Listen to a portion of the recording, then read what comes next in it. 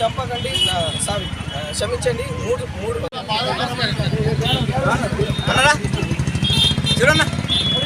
బతకాలి అంటే 3 నిమిషాలు ఆ మనిషిని చంపారు. ఇది ఎంత దారుణమో మనం అందరూ ఆలోచించాలి. ఇప్పటికైనా ఇప్పుడు మన అందరం ఒకటి అవ్వాలా. ఇప్పుడు హిందువులందరూ ఒకటి అయ్యే రోజు వచ్చింది. ఇప్పటికైనా మేల్కోవాలా హిందువులని కోరుకుంటున్నాను.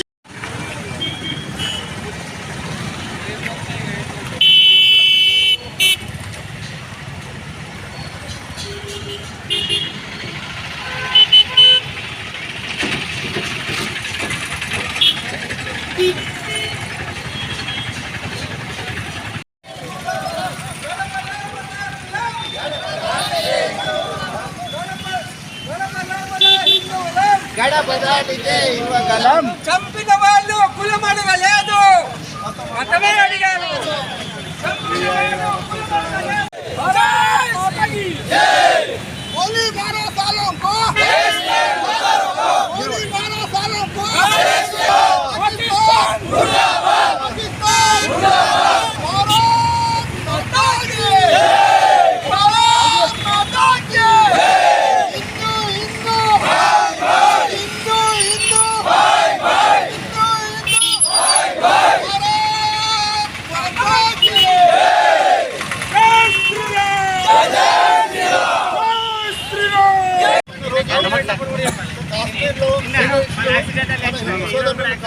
జరిగింది. అక్కడ మున్నూరు కాప మరాఠా బంజారాని ఏది చూడకుండా డివైడ్ చేసేసి ముస్లింలు ఒక పక్కకు రావాలి, హిందువులు ఒక పక్కకు రావాలి, కల్మ 3 కల్మ కల్పించాలి. ఆ కల్మ కలని వాళ్లకు టెర్రరిస్టులు కాల్చి చెప్పడం జరిగింది.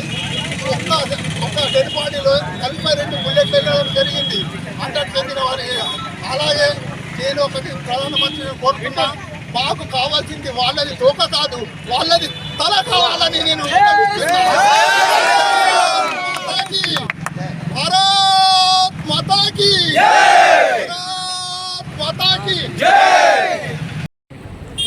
జమ్మూ కాశ్మీర్లో పహల్గామ్లో